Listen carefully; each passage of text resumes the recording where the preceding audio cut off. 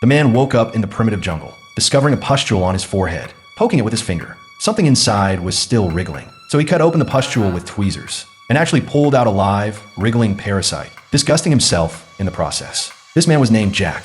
He and his companions had come to explore the primitive forest. The story began a week ago. He had gotten information from somewhere that deep in the forest there was a huge chunk of gold, enough to make them all worry-free for life. So they built a wooden raft, following the river to the deepest part of the forest. Halfway through, the team leader decided to abandon the expedition and took Carl with him. At this point, he and Kevin were riding the bamboo raft downstream. The two didn't know the seemingly calm river surface was actually full of hidden dangers. Soon, Kevin, noticing something was wrong, quickly woke him up. Jack, startled awake from his dream, hurriedly grabbed the oar to adjust their direction. In the face of nature, humans are so insignificant, unable to dodge in time. They crashed into the rock standing in the center. At this rate, their death was certain. In order to survive, Kevin had no choice but to risk crossing the river. After reaching shore, he urged Jack to come over quickly. At that instant, Jack lost his grip. He was swept 10 kilometers downstream by the current. Blood kept gushing from his wound, staining the surrounding river water red. The instinct to survive made Jack tightly hug a rock.